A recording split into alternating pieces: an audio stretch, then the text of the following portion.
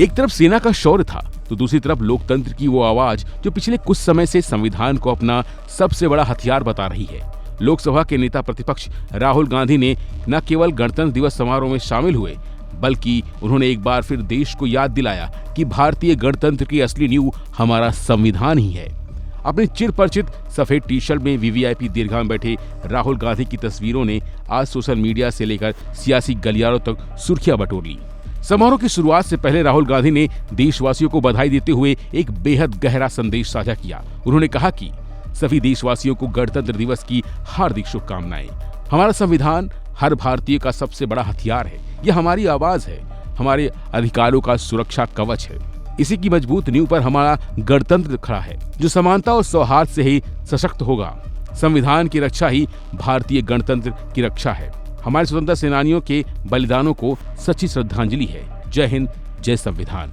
वहीं राजनीतिक विश्लेषकों का मानना है कि जय हिंद के साथ जय संविधान का नारा बुलंद कर राहुल ने साफ कर दिया कि उनकी राजनीति का केंद्र बिंदु अब पूरी तरह से संवैधानिक मूल्यों की रक्षा करना है। कर्तव्य पथ पर जब देश की ताकत का प्रदर्शन हो रहा था तब वीवीआईपी दीर्घा में एक दिलचस्प तस्वीर उभर रही थी। हमेशा की तरह सादगी भरी सफेद टी शर्ट में राहुल गांधी परेड को बहुत बारीकी से निहार रहे थे। उनके बगल में ही केंद्रीय मंत्री अश्विनी वैष्णव और दिल्ली की मुख्यमंत्री रेखा गुप्ता बैठी थीं। सत्ता और विपक्ष के इन दिग्गजों की एक साथ मौजूदगी ने उन आलोचकों को अपना मुंह चुप कर दिया जो अक्सर राहुल की अनुपस्थिति पर सवाल उठाते थे।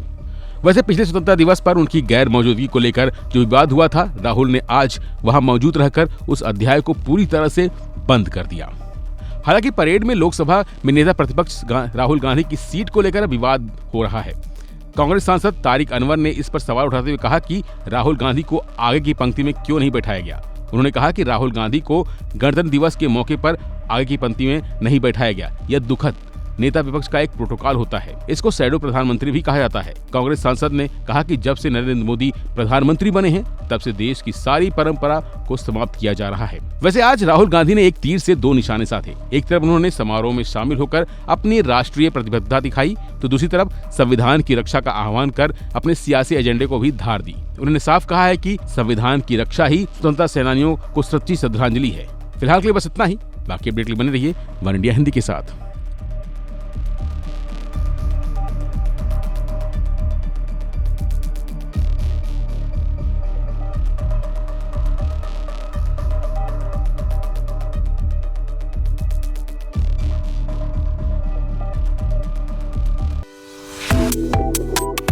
Subscribe to One India and never miss an update.